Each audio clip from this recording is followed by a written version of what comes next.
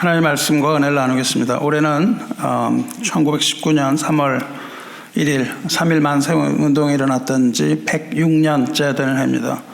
초등학교 때 그 3.1절이 일어난 해를 외울 때 1919 이렇게 외웠습니다. 일어나고 또 일어났다. 그래서 1919 그렇게 외웠던 거 그래서 아직도 잊어버리지 않습니다.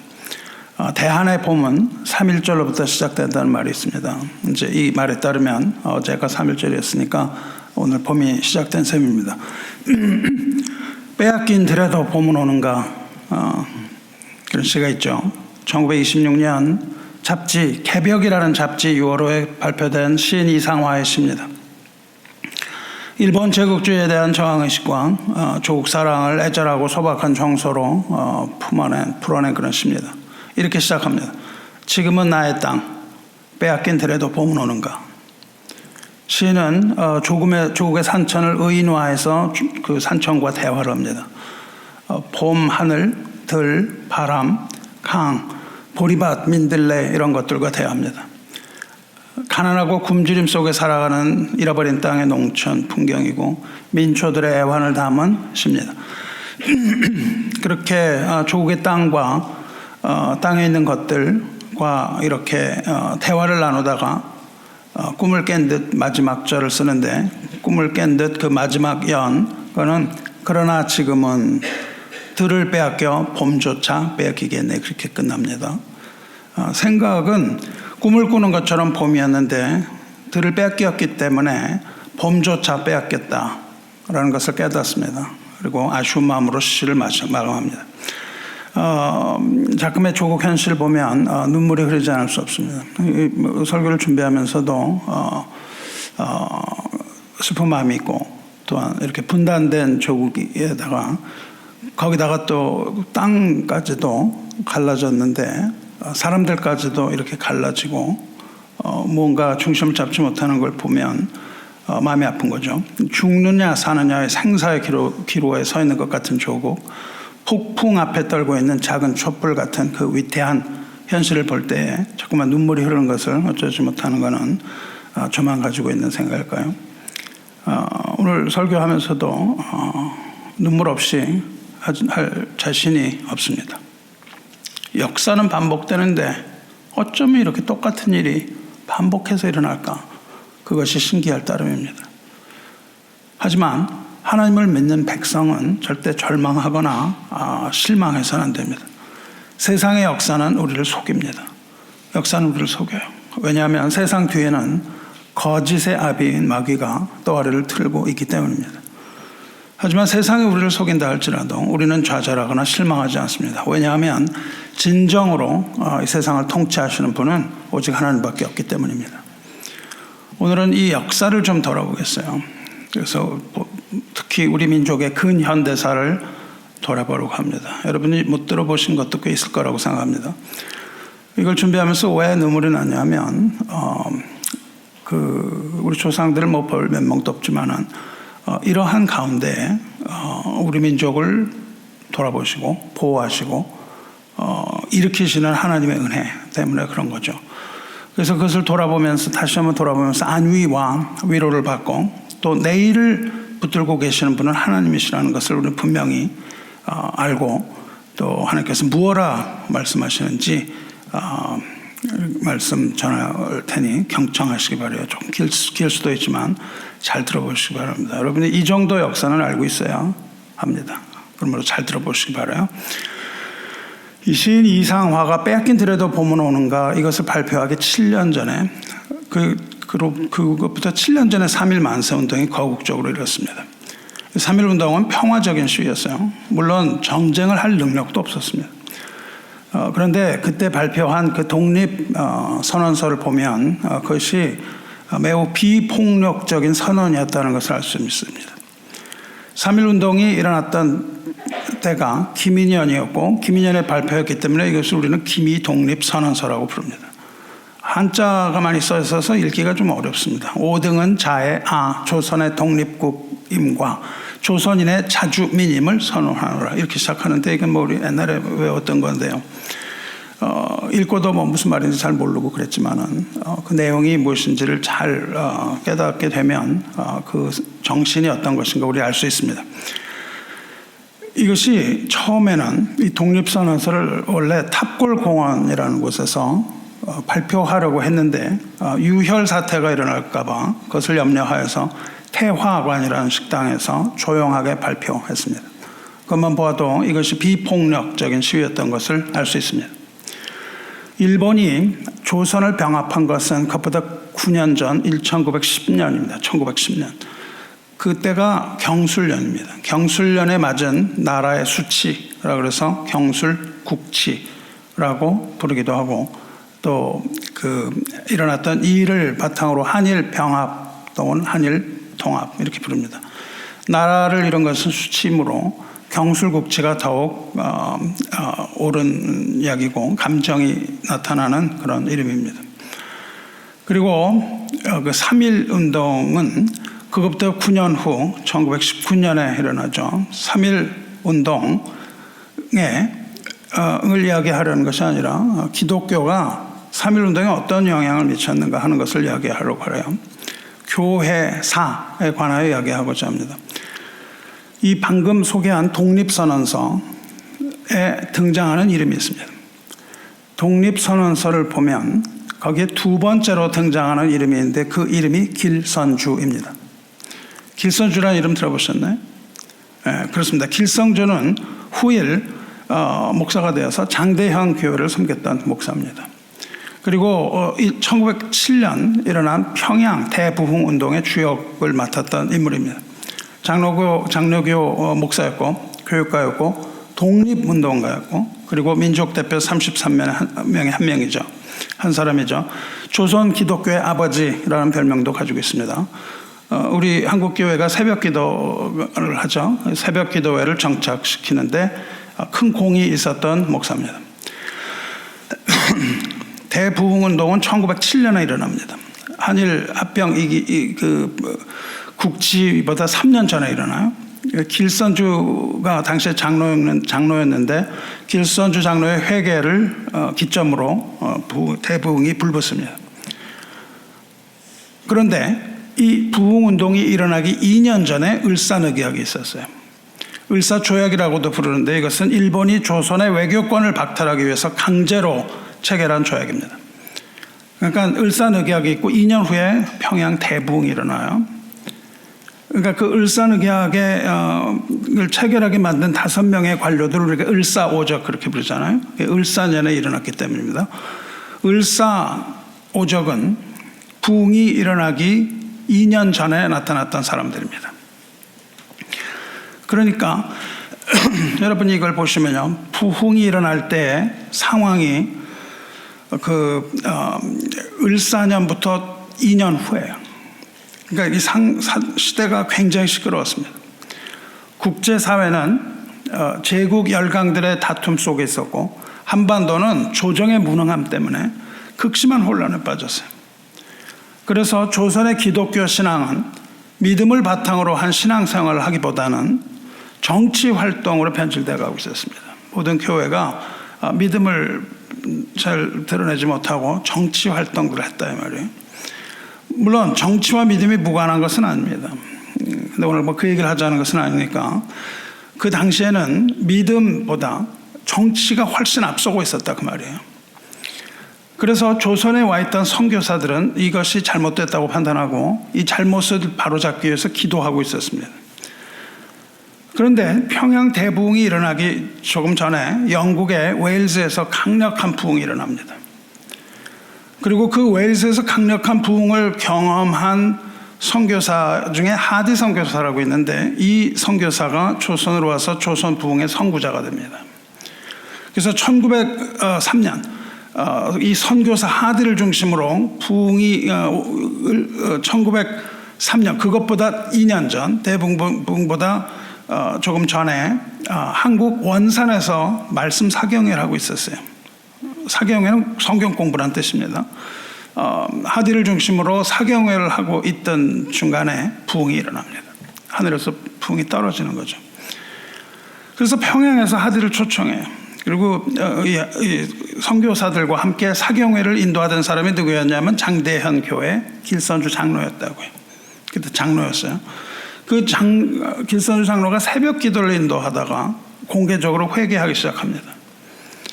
그래서 이 집회를 통해서 회심자가 석출해요. 그리고 세례를 받고 개종하는 일들이 폭발적으로 일어납니다. 그것을 평양 대부흥이라고 그래요. 그 당시에는 죄를 죄로 여기지 않았어요. 근데 그 죄라고 생각하지도 않았던 모든 것들, 당시에는 죄가 아니었던 모든 것을 다 회개하는 일이 일어납니다. 이때에 우리나라에 새벽 기도와 통성 기도라는 한국 고유의 신앙 문화가 정착을 합니다. 이 통성 기도는 우리나라 교회의 것이에요. 새벽 기도. 그 이후에 길선주는 조선 예수교 장로회 신학교 제1회 졸업생이 되고 그 후에 전국을 돌아다니면서 열정적으로 복음을 전해요. 불행하게도 이 길선주 목사가 심우하던 그 장대영 교회는 허물어졌고 지금은 거기에 김일성 동상이 자리 잡고 있습니다. 그래서 북한을 방문하면 거기에 가서 절을 하는 거예요. 그러니까 하나님을 예배해야 되는, 절을 해야 되는 그 장소에서 김일성 동상에 절을 하는 겁니다. 이것이야말로 다니엘이 말하는 바 멸망에 가증한 것이 거룩한 곳에 선 살아있는 증거가 아니고 무엇이겠습니까? 근데 제가 이 얘기를 또 하면은 여러분이 목사님 이렇게 성경 말씀하지 않고 뭐 역사 얘기만 하세요 이렇게 물으실 분이 있을지 모르겠어요. 그런데 하나님께서는 우리에게 말씀을 계시할 때 두 가지로 계시하십니다. 하나는 말씀, 즉 기록된 하나님의 말씀, 선포된 하나님의 말씀으로 계시하실 뿐만 아니라 살아있는 하나님의 말씀, The Living Word of God, 우리의 삶 가운데에, 그리고 교회 역사를 통하여서 우리에게 계시하십니다.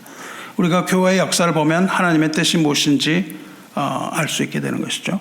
그래서 우리가 가지고 있는 성경의 말씀과 또한 역사를 우리가 알아야 되는 거예요. 그래서 모든 신학교에서는 역사를 가르칩니다. 말씀과 역사, 이 두 가지 변치 않는 사실 가운데에 하나님께서 성령으로 역사하실 때 우리는 하나님의 계시의 말씀을 분명하게 알아들 수가 있는 거예요. 그래서 전통적으로 개신교에서는 교회 역사를 가르쳤습니다. 그 커다란 이해가 뭡니까? 그렇게 가르치고 기록한 게 뭐예요? 초대교회 역사인 사도행전이에요. 사도행전은 하나님의 말씀, 그 역사를 또한 기록한 그 말씀이 것이죠. 그러니까 계속 들으시기 바라요. 그런데 3.1 운동은 우리 민족의 독립정신적인 그런 정신의 결과만은 아니었습니다. 3.1 운동이 일어난 1919년 바로 전, 1년 전, 1918년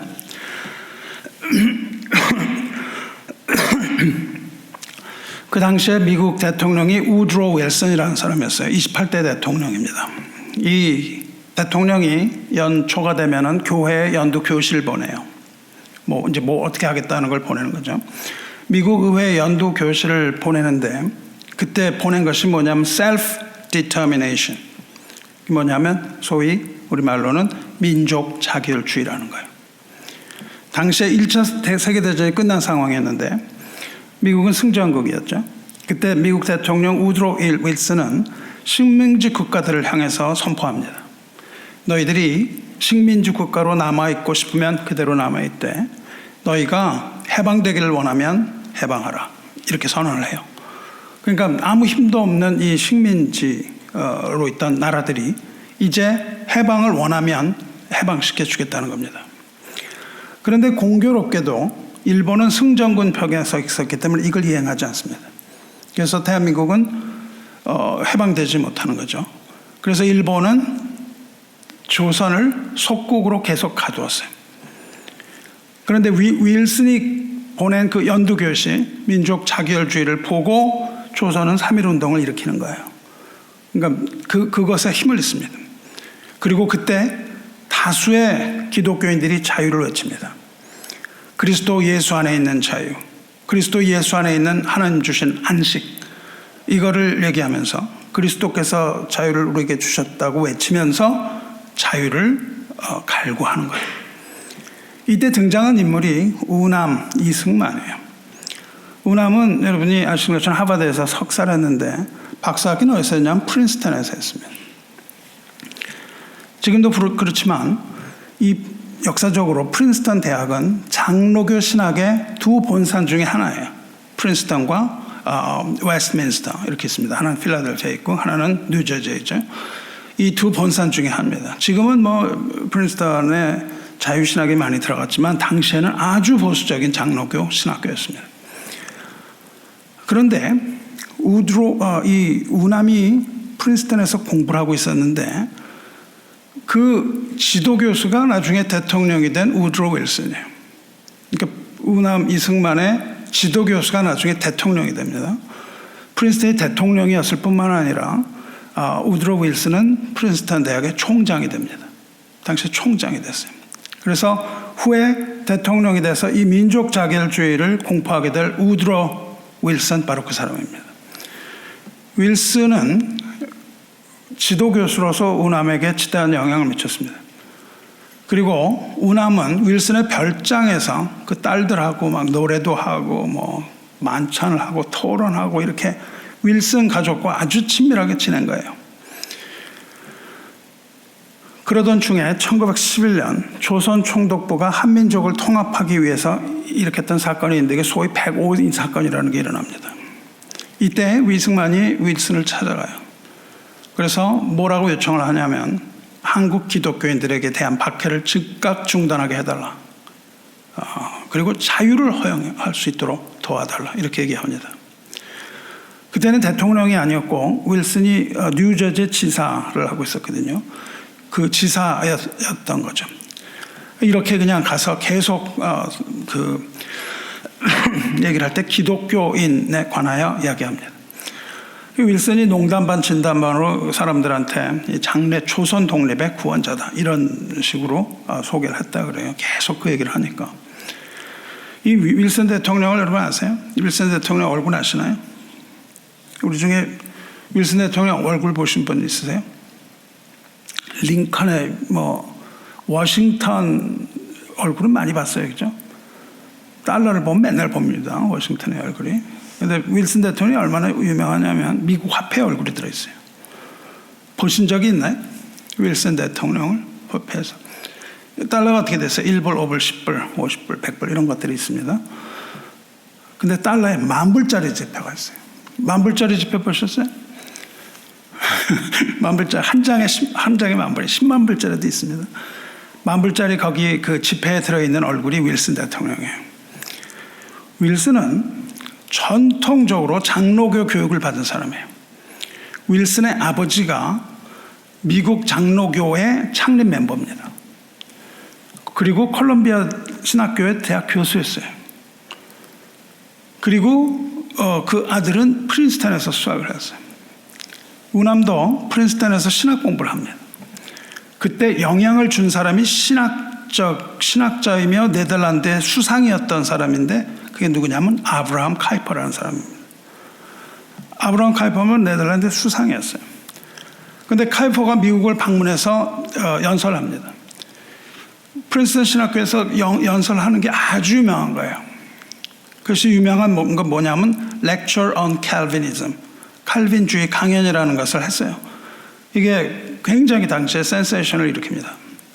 그래서 하나님 중심적인 신앙을 굉장히 거기서 만들어가기 시작했어요. 프린스턴 대학은 점점 더 하나님 중심적인 신앙을 가졌습니다. 당시만 해도. 이승만은 유교 집안이었는데 감옥에 갇혔어요. 감옥에 갇혔다가 예수님을 믿습니다. 그리고는 감리교인이 돼요. 근데 미국에 건너가서 배운 그의 신학은 감리교 신학이 아닙니다. 미국에서 건너가신 신학은 장로교 개혁주의 신학, 즉 하나님 중심적인 신학을 공부하게 되는 겁니다. 그런 배경이 있어요. 3.1운동이 일어나기 전 1918년 12월, 1919년에 3.1운동이 일어났잖아요. 한 해 전에 우남은 재미동포들과 구구운동을 하고 있었는데 한국에 이 우남으로부터 보낸 밀서가 한 통이 18년 12월에 딱 한국에 떨어지는 거예요. 뭐라고 그러냐 내용이 되냐면 윌슨 대통령의 민족 자결론 원칙이 정식으로 제출된 이번 강화회의를 이용하여 한민족의 노예 생활을 호소하고 자주권을 회복해야 한다. 미국 동지들도 구국 운동을 추진하고 있으니 국내에서도 이에 호응해 주기 바랍니다. 라고 밀서가 도착해요. 이 밀서가 누구에게 도착하냐면 인촌 김성수라는 사람에게 도착합니다. 인촌은 들어보셨겠죠? 인촌은 누굽니까? 인촌 누구냐 하면은 우리나라 동아일보 창시자입니다. 그리고 소위 민족고려대를 설립한 자가 인촌 김성수예요. 당시에 28세밖에 안 됐다 그래요. 옛날에는요 20세면은 어마어마한 일들을 했습니다. 지금 20세는 부모를 고혈을 빨아먹고 살자.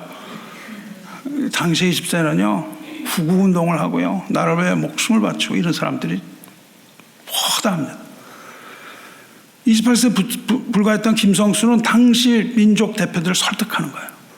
그래서 3.1 운동의 거사를 일으키는데 큰 몫을 담당하는데 그것을 촉발시킨 게 그 밀서였다고요.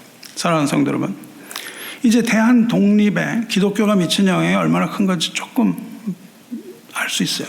근데 지금 이승만에 대해서 얘기하자는 게 아닙니다. 뭐 한 사람을 칭찬할 필요도 없고요. 거기를 누구 뭐 영웅화할 필요도 없는 겁니다. 하지만 다만 역사 속에서 일하시는 하나님의 섭리를 말하고자 하는 거예요. 오해하지 마시고 영웅 만들지 마시기 바라요. 하나님의 역사는 오묘합니다. 3.1운동이 일어나기 전에 하나님은 복음을 이 땅에 심으신다고요.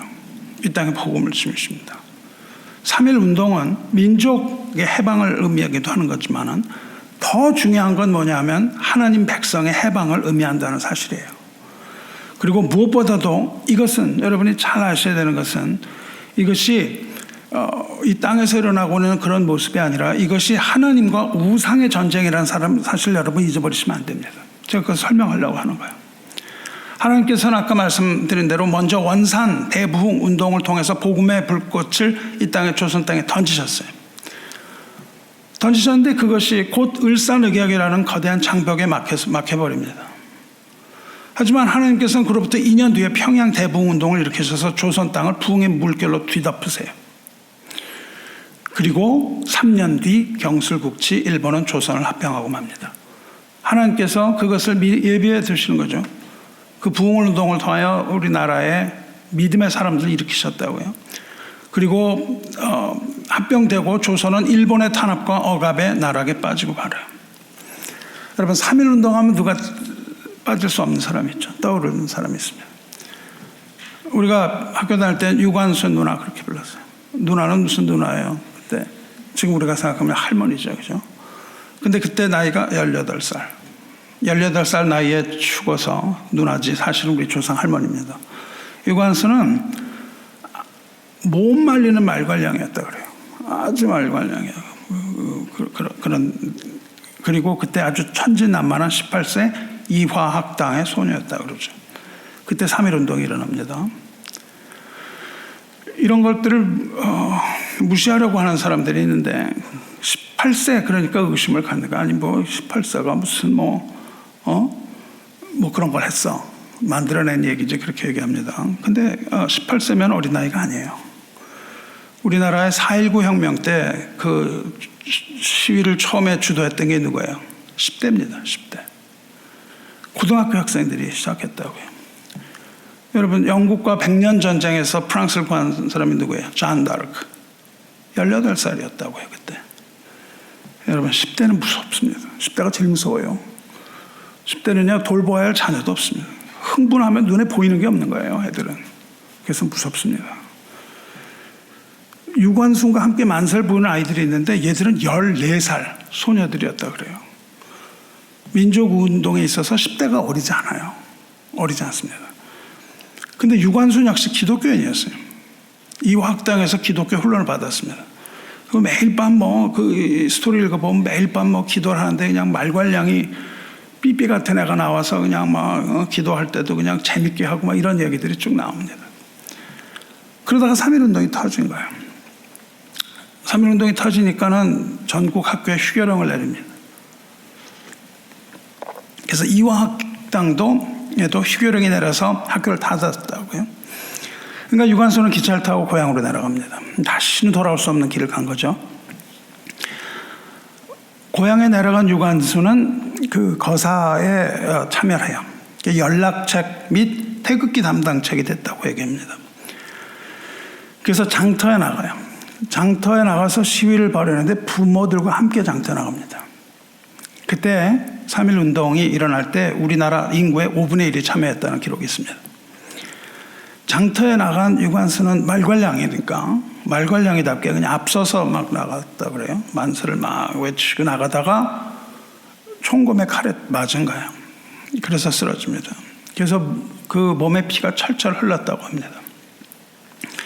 헌병이 이 유관순을 붙잡고 머리채를 잡고 발로 걷어차고 뭐 막 이렇게 하는데 부모가 그 뒤를 따라가다가 이걸 목격하는 거예요. 얻어맞으면서 끌고 가는데 막 애를 끌고 가니까 부모가 통곡을 하면서 그 뒤를 따라가는 거예요. 근데 가면서 계속해서 부모들이 대한독립만세를 계속 외치는 거예요. 그때에 나중에 이제 감옥에서 자기 선생한테 그때 일을 회고합니다. 유관순 회개하는데 자기 몸의 고통보다도 부모의 만세 소리가 더 슬프게 들렸다. 이렇게 증언을 합니다. 근데 대한독립만세를 막 외치면서 따라갔던 아버지가 쓰러집니다. 총탄을 맞고 쓰러져요. 그러니까 유관순이 절규합니다. 내 아버지 살려내. 내 아버지 살려내. 통곡합니다. 한 번에 총성이 또 들려요. 당하고 총성이 들리고 어머니 맞아 쓰러집니다. 부모 모두가 모두 시위 현장에서 순국을 하는 거예요. 제국주의가 부모를 무참하게 학살하는 현장을 본 소녀는 눈이 뒤집히는 겁니다. 그래서 체포됩니다. 체포돼서 그 유명한 서대문 형사에 갇혀요. 그런데 거기서 쉴 새 없이 부르짖는 거예요. 아이가 쉴 새 없이 만세를 외치면서 부르짖었다 그래요. 근데 사형 판결이 내리지 않았습니다. 사형 판결이 내리지 않았는데 계속 만세를 부르니까 구타당하고 고문을 당하는 거예요. 그래서 가혹한 고문을 당하다가 감옥에서 순국합니다. 18살 소녀는 아무 계산이 없는 거예요. 무모한 거죠, 사실. 아무 계산 없이 무조건적인 저항을 했습니다.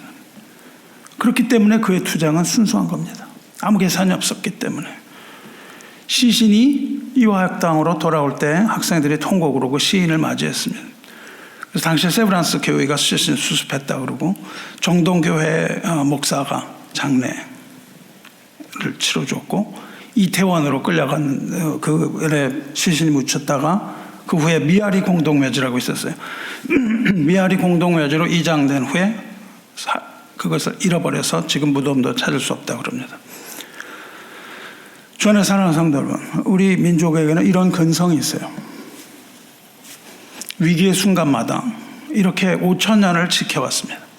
우리 민족은 굉장히 가련한 민족이에요. 가련한 민족인데 그리고 착한 민족인데 위기 때마다 놀라운 전투력을 보입니다. 위기 때마다 아주 놀라운 전투력을 보인 불굴의 민족입니다. 그러던 중에 우리 민족을 하나님께서 불쌍히 여기세요. 그래서 하나님이 보유하고 있는 종들, 최고의 종들을 조선에 보내십니다. Top of the line. 하나님이 가지고 있던 종들, 최고의 종들을 조선에 보내세요. 미국의 장로교, 그리고 감리교, 최고의 엘리트 선교사는 모두 다 조선으로 왔습니다. 중국으로 가려고 그랬는데 하나님의 길을 돌리세요. 중국으로 가려던 사람들도 다 한국으로 보내십니다. 어마어마한 하나님의 종들이 우리나라에 와요. 그리고 대안에는 복음의 횃불이 던져지는 겁니다. 이렇게 준비하신 후에 하나님께서는 우리 민족을 들어서 하나님의 증인이 되게 하십니다. 유관순은 그 장터 이름이 아운의 장터인데 아운의 장터 거기서 하루 전날 밤에 기도를 합니다. 뒷산에 올라가서 기도합니다. 그 기도문이 지금 병천이라는 곳에 가면 봉화터가 있는데 거기에 가면 커다란 기념비에 새겨져 있습니다. 여러분 인터넷 가서 보시면 찾을 수 있어요. 이런 기도문이에요. 오 하나님이시여 이제 시간이 임박하였습니다.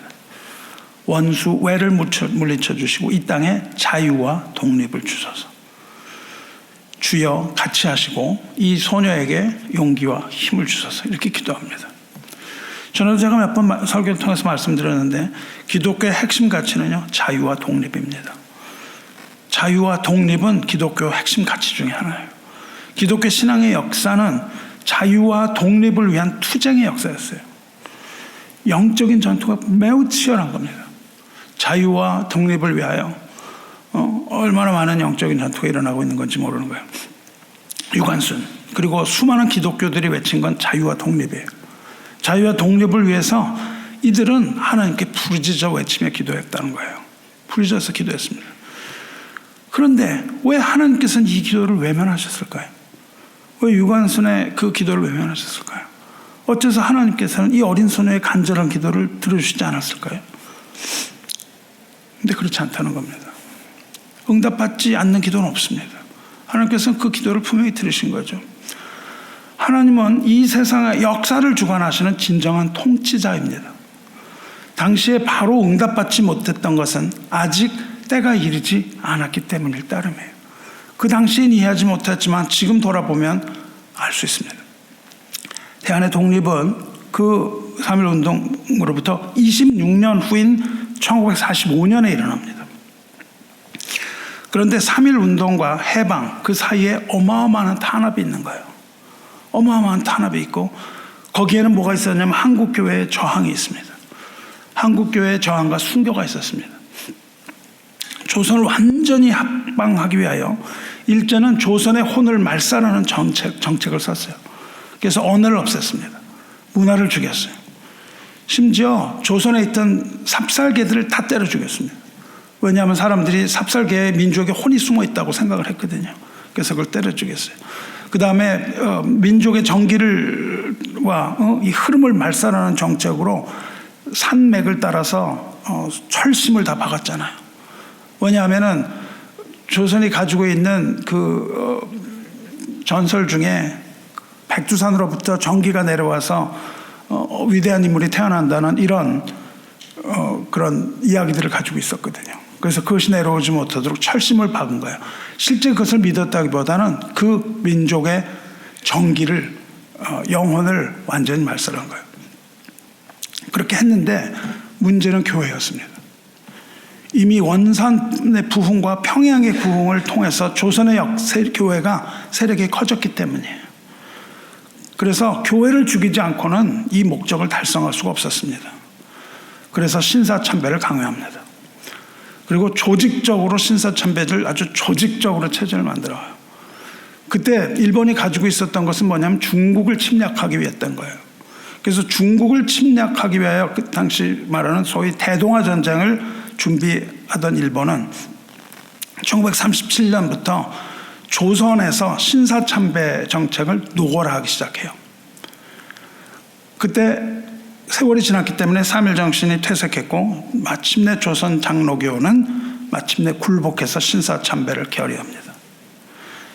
뭐라고 그랬냐면 신사참배는 종교가 아니고 교리에 위반되지 않는 애국적인 국가의식이다. 이런 핑계를 댔습니다. 일본의 신학자들이 와서 그렇게 만들어줬어요. 그러므로 한국 시민으로서 신사참배 정성을 다하라. 그렇게 얘기했습니다. 순교가 두려웠던 거죠. 이런 일이 일어나니까 전국적으로 반대운동이 일어납니다. 천주교는 신사참배를 얘기하니까 일찌감치 굴복했어요. 감리교도 굴복했습니다. 문제는 장로교입니다. 장로교인들은 너무나 뻣뻣한 거예요. 말을 듣지 않는 겁니다. 특히 장로교 호남 지역의 장로교, 이 남장로교회가 호남 지역에 선교사들이 있었는데 이 선교부가 아주 강경 노선을 택합니다. 결국 강경하게 대처하던 이 장로교를 인도하던 선교사들은 자진해서 학교를 다 폐쇄해버립니다. 학교를 다 폐쇄하는 지경까지 가요. 그때 조선 예수교 장로교 평양신학교 뿐만 아니라 보성학원, 숭실, 숭의, 대구, 개성 이런 학교들 다 문 닫습니다. 소위 미션 스쿨들이 다 닫았어요. 그리고 이때 주기철이나 이기풍 같은 수많은 순교자들이 나오죠. 이때 우남 이승만은 미국에 있었어요. 미국에서 우남이 1941년에 책을 한 권 써요. 제목이 뭐냐면 Japan Inside Out입니다. 일본의 겉과 속이라는 뜻이에요. Japan Inside Out이라는 책을 발간하는데 한 200페이지쯤 됩니다. 우리는 관심이 있으면은 구글 북스에 가면 있어요. 당시에 이 책이 센세이션을 일으킵니다. 미국에서. 그래서 미국 전국에서 베스트셀러가 돼요. 한국인 최초로 미국의 베스트셀러 영문책을 썼다고요.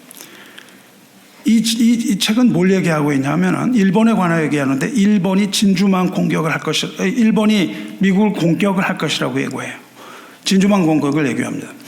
뭐라고 얘기하냐면 일본이 도발에 의해서 미국은 원하든 원하지 않든 세계대전에 참여하게 될 것이다. 이런 내용의 책을 써요. 당시에 이 책을 읽은 미국인들은 놀랐는데 FDR 펜타곤 같은 데서 전문가들은 미친 짓이라고 얘기합니다. 그리고 조롱했어요. 동해에서 온 조그만 아시안이 그런 책을 써서 미국의 장래를 예언하다니 있을 수도 없다. 이렇게 얘기를 합니다. 이것은 미국과 일본을 이간질하는 수작이다. 그렇게 얘기를 했는데 책이 발간되고 6개월도 되지 않아서 일본은 1941년 12월 7일 진주만을 공습합니다. 그 책의 예언이 그대로 맞아 떨어졌어요. 우남은 여기서 일본을 정확하게 진단해요. 이 책은 신학책이 아닌데요. 그런 관점으로 본다고요. 우남이 뭐라고 그랬냐면 Divine Mission이라고 불러요. Divine Mission이라는 단어를 쓰는데 그건 뭐냐면 신정일치. 즉 천황을 신으로 바트는 전체주의를 말하고 있습니다. 천황이 신이거든요. 그래서 이 신을 섬기는 나라가 공격을 할 거라는 것이 요지입니다. 그것을 뭐라고 불렀냐면 전체주의라고 불러요. 우남이 뭐라고 하냐면 이건 보통 전쟁이 아니고 영적인 전쟁, 즉 종교 전쟁으로 읽은 거예요. 그래서 미카도이즘이라는 단어를 쓰는데 미카도이즘이 뭐냐면 천황주의입니다. 천황주의. 이 책에서 이승만이 유명한 단어를 쓰는데 그거 뭐냐면 totalitarianism입니다. totalitarianism. 왜? 전체주의. 이 단어는요, 이탈리아 파시스트들이 만든 단어인데 2차 세계대전이 끝난 후부터 사용되기 시작한 용어예요. 근데 그 책에는 우남은 이 단어를 사용합니다. 이거 아주 놀라운 이야기예요. 거기서 전체주의라는 말을 쓴다고요. 당시엔 그런 말이 없었거든요. 한국이나 이런 데서 연세를 할 때는 그 이야기를 하지도 않았어요. 미국에서도 그걸 이해하지 못했습니다. 전체주의라는 걸. 그런데 그 책에서는 분명하게 그것을 밝히기 시작을 해요. 우남은 이 전쟁을 뭘로 보냐 하면은 자유공화주의와 전체주의 대립으로 본 거예요. 그래서 일본을 전체주의의 한 샘플로 봅니다. 여러분, 우리나라는 민주주의 국가입니까? 우리나라는 무엇입니까? 그럼 민주주의 이렇게 얘기하는데 아닙니다. 그렇지 않아요. 민주주의 국가가 아닙니다. 헌법 1조에 뭐라고 되어 있습니까? 대한민국은 민주공화국이다. 그렇게 되어 있습니다. 북한은 뭐예요? 인민공화국, 인민민주주의입니다. 우리나라는 자유민주주의 공화국이에요. 이걸 알아야 됩니다. 반면에 일본 제국주의, 중공, 소비에트 유니언 이런 것들은 뭐예요? 공산주의, 사회주의는 뭡니까? 그게 우남이 얘기하던 totalitarianism, 전체주의예요. 그래서 우남은 앞으로 예언을 하는 거예요. 예측을 하는데 앞으로 자유공화국과 공산국가 전체주의들의 전쟁이 있을 것이다. 이렇게 꿰뚫어 보고 예언합니다. 이 예언대로 일본은 진주만을 공습하고 태평양 전쟁을 일으켜요. 여기가 이제 역사적인 내용이에요. 그럼 이제 우리 말씀으로 돌아가서 요지를 말씀드리겠습니다. 오늘 읽으신 이사야서 41장, 하나님께서 41장의 주제는 뭐냐면 하나님께서 한 구원자를 세우신다 이 뜻입니다. 이겁니다. 물론 하나님께서 세우시는 구원자는 누구예요? 예수 그리스도입니다. 그런데 이것을 제가 읽으면서 삼치하지 않을 수가 없었어요. 41장 시작이 이렇게 됩니다. 섬들아 내 앞에서 잠잠하라. 그렇게 하나님 말씀하세요. 여러분, 섬은 뭐냐 하면 바다를 끼고 있는 나라예요. 당시에 팔레스타인에 있던 블레셋이나 피니키아 같은 나라들이 섬들이었어요. 이들은 이스라엘의 주변 국가로서 이스라엘을 강력한 힘을 가지고 이스라엘을 핍박하는 나라들이었어요. 이스라엘 핍박하는 나라들을 하나님이 뭐라고 하시면 섬들아 잠잠할지어다 그렇게 선포합니다. 읽으면서 일본은 섬나라입니까 아닙니까? 우연의 일치긴 하지만은 섬들은 바다에 둘러싸인 땅 좋지 않게 얘기하세요. 그 수많은 우상들이 있고 그 섬들이 굉장히 많이 있죠. 그들은 누군가요? 우상 숭배를 하는 자들입니다. 하나님께서 그 민족들에게 할 테면 해봐라 그렇게 말씀하시면서 시작을 하세요. 섬들아 잠잠하라, 너희가 할 테면 해봐라. 그러면서 재판의 자리로 초대하세요. 그리고는 구원자를 부르십니다. 구원자를 부르시고 그 섬나라 사람들, 그 모든 민족을 티끌같이 흩으시며 초계같이 내가 만들겠다 그렇게 말씀하세요. 그리고 구원자는 그들을 추격할 것이다 말씀하세요. 여기서 구원자는 물론 이스라엘을 구원한 구원자를 말하는 거죠. 그랬더니 어떤 일이 일어나냐면 섬들이 연합하기 시작해요. 자, 우리가 서로 힘을 내자, 힘을 합치자 이렇게 연합을 합니다. 그러면서 뭘 하냐면 우상 만드는 걸 쉬지 않아요. 계속해서 우상을 만듭니다. 목공이 금장색을 만들고 망치질을 하고 땜질을 하면서 야, 잘 된다, 우상 잘 만들어지네 그러면서 이거 우상 만들었다가 흔들리면 어떡하지 그러고 못을 단단히 박아서 우상이 흔들리지가 않다, 이런 걸 하고 있습니다. 마치 일본이 나치 독일이나 이탈리아 전체주의와 연합했던 것을 연상하게 합니다. 이들은 우상을 만드는 기술이 있기 때문에 아주 기술력이 좋아요. 연합이 잘 됩니다. 그래서 죽기 살기로 덤비는 거예요. 일본 당시에 제로센 전투기라는 게 있었어요. 세계 최강입니다. 그리고 야마모토 이사오카가 지휘했던 그 일본 제국 해군 역시 최강이었어요. 당시 최강이었습니다. 그런데 야마모토는 하버드에서 공부를 했거든요. 그렇기 때문에 미국의 압도적인 저력을 알고 있었어요. 그래서 결사반대합니다. 전쟁이 일으키면 안 된다고. 결사반대해요. 그랬는데 결국 공습을 결정해요. 그때 이소로코가 한 말이 있습니다. 내가 1년간 버틴다. 그렇게 1년간을 버텼습니다. 일본처럼 이스라엘을 겁박하는 섬들은 강력한 국가들이었어요. 반면에 이스라엘은 어땠을까요? 이스라엘은 주변국에 비하면 아무것도 아니었어요. 아무것도 아니었습니다. 압도적인 차이 때문에 그냥 두려움에 떨 수밖에 없었어요. 우리가 그랬죠. 우리도 마찬가지입니다. 압도적인 전력 차이 때문에 뭐 수만 번 쉬어볼 수 없는 그런 상황이었습니다. 그런데 하나님께서 이스라엘을 위로하시기 시작합니다. 나의 종 이스라엘아 이렇게 부르십니다. 내가 택한 야곱아 이렇게 이름을 부르세요. 그리고 나의 벗 아브라함의 자손아 이렇게 부르십니다. 현재 이스라엘은 어떤 상태냐면요, 하나님을 배역하다가 노예로 붙잡혀간 상태예요. 나라를 잃은 상태입니다. 우리나라랑 비슷합니다. 나라를 완전히 잃어버린 상태예요. 나라가 완전히 없어진 상태예요. 일제시대 조선 같은 상황입니다.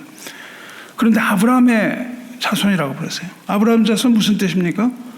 약속대로 너희가 나라를 상속받을 자손, 상속자다 이 얘기를 하시는 거예요.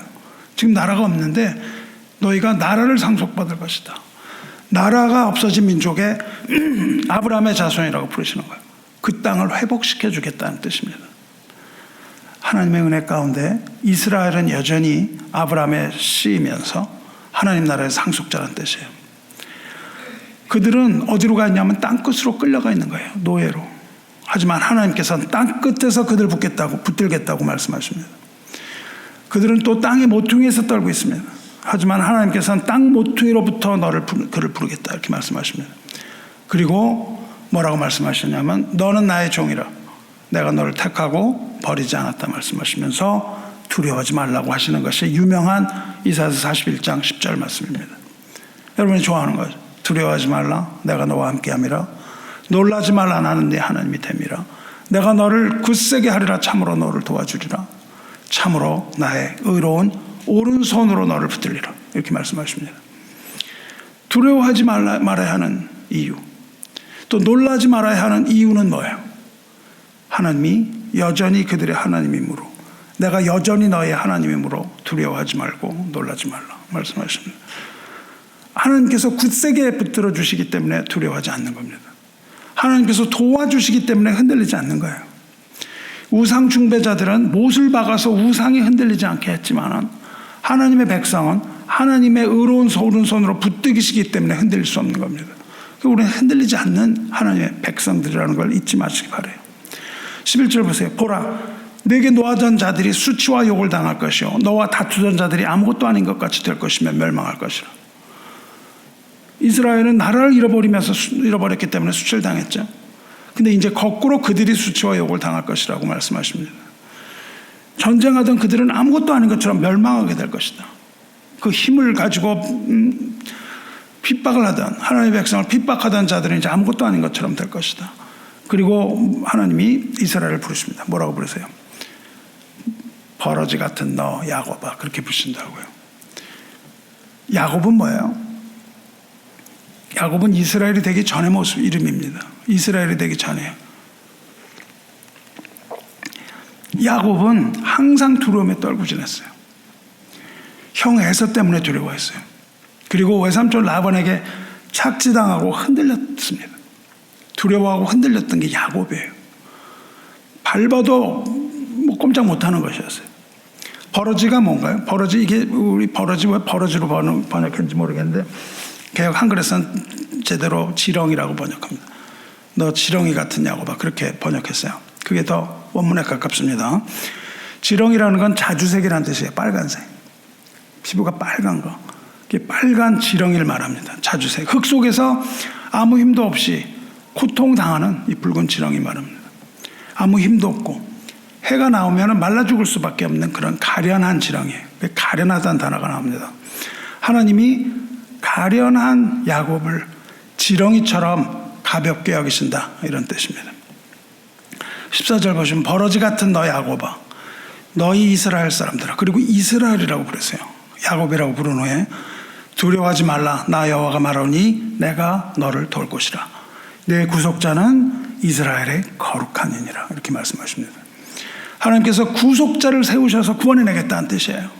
구속자를 만들겠다는 겁니다. 하나님이 그 절망 가운데 하나님이 구원할 자를 만드시는 거예요. 야곱은 무력하고 무가치한 존재라서 전혀 할 수도 없고 자기 힘으로 어떻게 살아날 수도 없는데, 하나님은 그 무가치한 야곱을 이스라엘이라고 부르면서 내가 너를 구원할 구원자를 세우겠다, 그렇게 말씀하십니다. 이스라엘은 구원받은 후 야곱이죠. 구속자는 메시아를 말합니다. 그러니까 섬들 때문에 두려워서 떠는 나라 없는 이스라엘을 하나님께서 구원하겠다는 의지를 보이시는 거예요. 보라, 그 후에는 어떻게 되냐면, 보라, 내가 너를 이가 날카로운 새 타작기로 삼으리니 내가 산들을 쳐서 부스러기를 만들 것이며 작은 산들을 벼같이 만들 것이라. 이제 전세가 역전되는 거예요. 여기서 산, 작은 산, 이것들은 뭐냐면은 크고 작은 권세를 말합니다. 강한 나라에 크고 작은 권세 있는 자들을 말해요. 여기서 말하는 일본의 천황이 여기 속하죠. 소비에트 유니언의 스탈린, 레닌, 마오쩌둥, 나치 히틀러, 이런 악인들, 하나님을 받게 하는, 교회를 핍박하는 이런 세력들을 말합니다. 하나님께서는 이스라엘을 이가 날카로운 새 타작기로 만든다 그러세요. 마지막 날 타작은 무엇을 의미합니까? 추수를 의미해요. 추수하는 기계입니다. 그리고 그 마지막 날의 타작은 심판을 의미한다고요. 그러니까 하나님께서 이스라엘을 심판의 도구로 삼겠다고 말씀하시는 겁니다.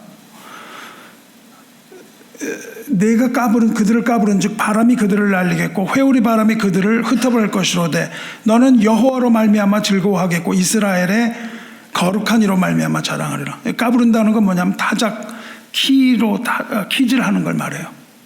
키를 이렇게 커다란 판이죠. 바람 부는 날 곡식을 이 키 위에 놓고 하늘로 날립니다. 그러면 알곡은 무거워서 아래로 떨어지고 그 떨어진 알곡은 곡간에 채우고 바람에 날아가는 겨는 모아서 불에 태우겠다 하신 주님의 심판의 모습입니다. 그거를 타작하는 것을 이스라엘로 삼겠다고 하세요. 여러분이 전도하는 것은 심판입니다. 여러분이 전도하여 구원을 얻기도 하지만 구원 얻는 것보다는 심판을 하는 게 훨씬 더 많아요. 여러분이 100명을 전도했을 때 1명이 구원을 받았다고 그러면 99명은 심판으로 떨어지는 거예요. 우리의 전도는 심판의 말씀입니다. 우리가 예수 그리스도의 복음을 전했을 때 그 복음을 받아들이지 않는 자들은 다 심판이거든요. 그러니까 여러분이 말을 조심해서 하셔야 되는 거예요. 우리가 날카로운 타작기가 되는 겁니다. 그 심판에 부는 바람은 이사야는 회오리 바람이라고 그래요. 어마어마하게 강풍이 부는 거예요. 그러니까 어지간한 겨는 다 날아갑니다. 심판날 그 부는 바람에 날아가지 않을 악인은 전혀 없는 거예요. 다 날아가 버립니다. 하지만 너 지렁이 같은 야곱, 이스라엘의 택한 자는 여호와로 말미암아 즐거워하고 이스라엘의 거룩한 이 하나님으로 말미암아 기뻐할 것이다 그럽니다. 이것이 마지막 날 추수하는 타작마당의 모습이에요. 가련하고 가련한 자가 물을 구하되 물이 없어서 갈증으로 그들의 혀가 마를 때에 나 여호와가 그들에게 응답하겠고 나 이스라엘 하나님의 그들을 버리지 아니할 것이라. 가련한 이 백성, 버러지 같은 백성은요, 물을 구하는데 물이 없는 거예요. 물도 구하지 못하는 지경입니다. 생명을 유지할 수도 없다는 거예요. 자기 생명도 유지하지 못하는 상황이에요. 그렇게 목이 말라서 죽게 되었을 때 하나님이 응답을 하신다는 겁니다. 백성은, 이 이스라엘 백성은 하나님의 징계 때문에 극심히 힘든 상태예요. 나라도 다 잃어버리고 힘도 없고. 근데 하나님이 응답하실 것이고 버리지 않겠다고 약속을 하십니다. 내가 헐벗은 산에 강을 내며 골짜기 가운데 샘이 나게 하며 광야가 못이 되게 하며 마른 땅이 샘근원이 되게 하며. 물이 너무너무 넘쳐나는 거예요. 가련한 자가 물을 구했는데 없었는데 하나님이 응답하시니까 어떻게 돼요? 헐벗은 산에 강을 내시고 이게 얼어붙었던 골짜기에 샘이 나고 사막이었던 곳에 연못이 생기고 마른 땅이었던 땅에 생명수가 솟아나는 그런 거죠. 이거야말로 빼앗긴 들에도 빼앗긴 산에도 봄이 오는 게 아니겠습니까?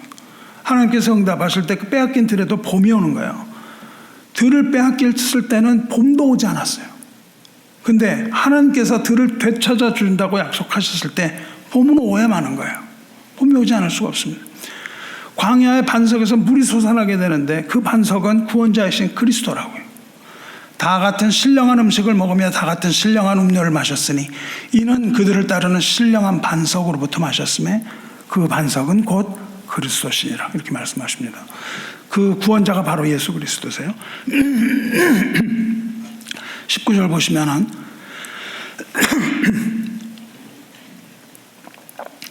내가 광야는 백향목과 시띠나무와 하석류와 돌감나무를 심고 사막에는 잣나무와 소나무와 황양목을 함께 두리니 무리가 보고 여호와의 손이 지으신 바요 이스라엘의 거룩한 이가 이것을 창조하신 바인 줄 알며 함께 헤아리며 깨달으리라.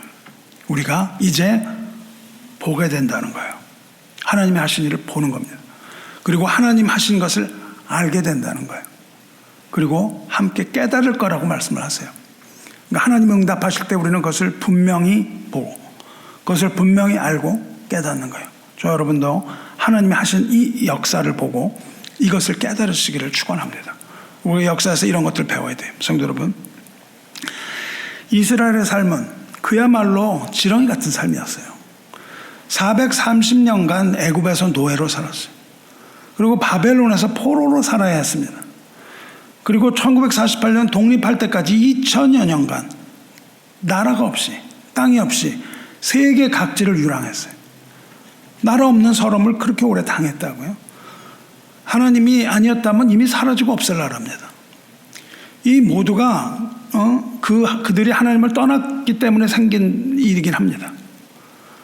그러나 하나님께서는 아브라함과 이삭과 야곱과 맺으신 그 언약을 잊지 않으셨다는 거예요. 그리고 반석이신 독상자 그리스도를 주셨고 또한 선지자들과 사도들을 보내셔 이 땅에 교회를 세우시고 이 땅에 구원의 길을 여신 겁니다. 우리 민족도 이와 비슷한 모습인 거예요. 당시에 섬나라 일본은 강제로 땅을 빼앗았어요. 그리고 봄까지 뺏어갔다고요. 우리 산천을 마구 파헤쳤고 식량, 자원 이런 거 다 강탈해 갔습니다. 민족을 말살하라고 했고 창씨 계명을 통해서 이름과 언어까지도 뺏어갔어요. 모두 뺏어갔습니다. 신사를 세워놓고 참배를 거부하는 기독교인들 잔인하게 옥에 가두고 죽였습니다. 그럼에도 우리는 아무것도 할 수가 없었다고요. 전혀 할 수 없었어요.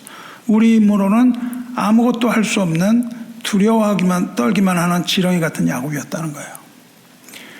그런데 일본이 호련히 자멸의 길을 걷습니다. 전쟁에서 승리하던 기세를 몰아가던 그 중에 미국과 이해가 충돌이 돼요. 그래서 일본은 당시 세계 최강의 미국의 진주만을 공습합니다. 하나님께서 조선을 독립시키기 위하여 잠자고 있던 미국을 흔드신 거예요. 결과는 일본에 떨어진 2개의 원자폭탄입니다. 다 사라졌어요.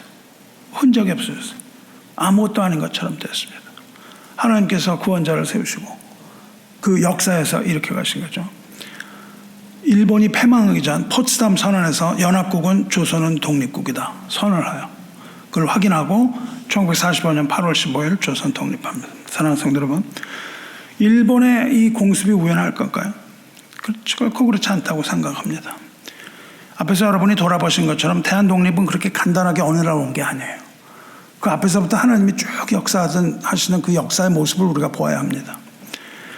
독립을 간절하게 원하던 동포, 가련하고 가난한 자예요.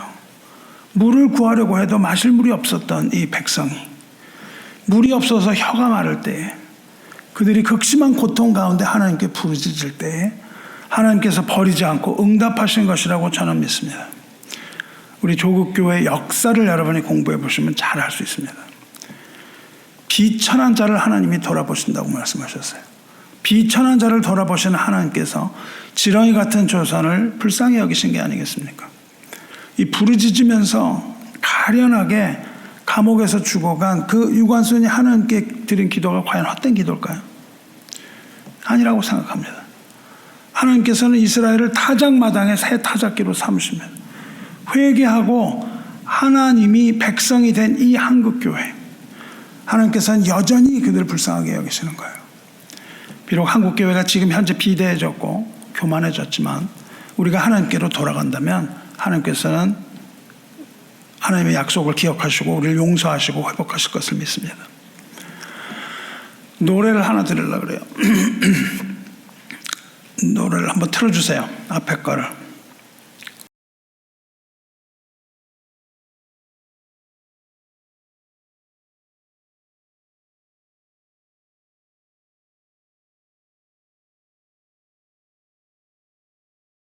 다 모두 들어보셨으리라고 생각합니다. 스코틀랜드 민요 올드 랭사인인데 우리나라 찬송가 280장 천부의 의지 없어서죠. 이 일설에 따르면은 이 애국가는 선교사들이 가져온 찬송가에 도산 안창호가 붙였다는 설이 하나 있고, 뭐 다른 설이 있는데 이 모두가 다 기독교에 근거를 해요. 근데 이 천부여 의지 없어서 이 찬송이야말로 하나님 없이 살 수 없다는 내용입니다. 아주 지렁이 같은 탕자의 노래예요. 하나님께 돌아가는 노래입니다. 이거 하나만 그냥 들어드리려고 그랬는데 너무 음질도 안 좋고 그냥 뭐 한자도 많이 나오고 그래가지고 다른 걸 하나 드리려고 그래요. 두 번째 걸 한번 들려주시기 바랍니다.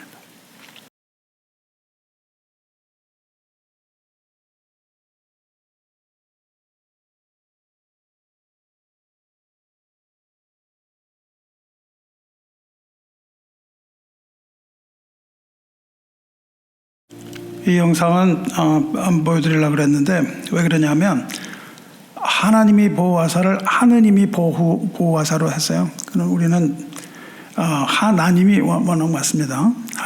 그리고 보우하사가 아니라 워낙 그거는 보호하사예요. 이것이 이것은 안창호가 작사했다고 도산 안창호라고 하는 설도 있고 윤치호라고 그러는데 두 사람이 다 개신교 교인들입니다. 그러니까 하느님이라고 하지 않고 하나님이라고 했는데 이제 다른 국민들이 다 부르는 거라고 해서 하느님으로 이제 개사를 한 거죠. 이 도산 안창호도 미국에서 독립운동가고 계몽운동가였어요. 국민이 실력을 쌓아야 된다 그런 걸 주장했습니다. 안창호 역시 언더우드가 세운 그 구세 학당의 재학 중에 예수님 영접하고 장로교로 개종한 사람입니다. 후일 감옥에 동호회 사건으로 체포돼서 서대문 형무소에서 고문당하다가 감옥에서 죽었어요. 그 사진 3개 보시면 앞에 그렇게 멀끔하던 사람이 나중에 아주 더러운 모습으로 변했죠. 혼수 상태에 빠졌는데도 나라를 걱정하면서 민족의 실력을 길러야 된다, 독립을 준비해야 된다 이렇게 말합니다.